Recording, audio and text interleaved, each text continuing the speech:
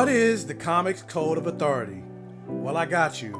Time for a history lesson with Black Gay Comic Geek. Welcome to my safe haven. If you're coming across this video, be sure to watch, like, share, comment, interact for the all gay rhythm. To understand the Comics Code of Authority and why it was created, we need to jump back a little bit more in history to about 1947. During that time, the government was fighting a Cold War and they were going after anyone that they deemed a communist, and also they were going after anyone that worked in government that identified as queer, or at that time homosexual. About 10,000 homosexual men and women lost their jobs, and a lot of people unalived themselves during that time because they lost their livelihoods. That period of time was called the Lavender Scare, and as a matter of fact, there's a show that I talked about on here currently out on Paramount Plus that deals with that point in history called Fellow Travelers. I definitely recommend you check it out. And in addition to that, during this time, horror, crime, and romance comics were very popular. Of course, I'm not going to go through everything. This is like a brief synopsis of what was going on in the world and what allowed the creation of the Comics Code of Authority.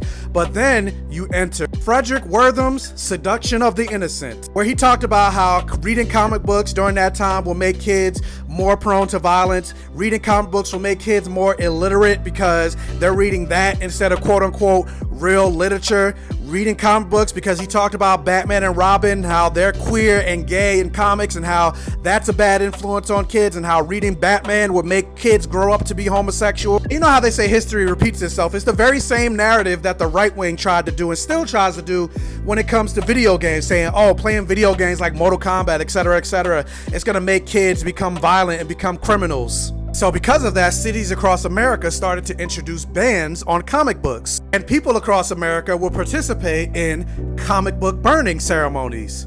Sound familiar? This whole thing took a huge hit to the comic book industry, and so the leaders in the comic book industry got together themselves and created what was called the Comics Code of Authority. The Comics Code of Authority basically told parents that if you see this seal on any comic book, you could trust that it went through a set of rigorous rules and censorships that weren't allowed in the books. Like, for example, no comic magazine shall use the words horror or terror in its title.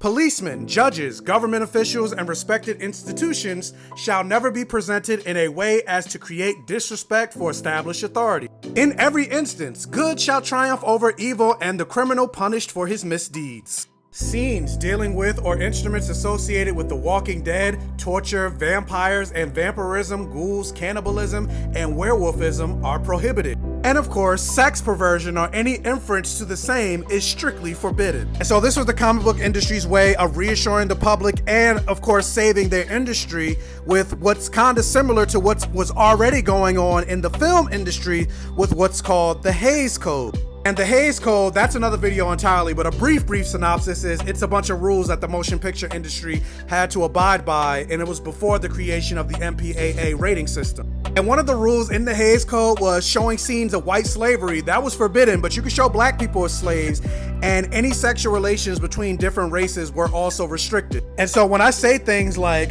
Chris Claremont wanted Mystique to be Nightcrawler's father and Destiny to be his mother back in the 80s, but he wasn't allowed to because of the Comics Code of Authority, this is what I mean. When I say he wanted Kitty Pryde to be bisexual but wasn't allowed to because of the Comics Code of Authority, this is what I mean. And even though the Comics Code of Authority started to lose its power as the decades passed by and society started to evolve and change, it didn't officially become defunct until about 2010. Yeah, that's pretty much it in a nutshell. Hopefully you made it to the end of this video. Did you know about this history? Again, be sure to like, share, comment, interact for the all gay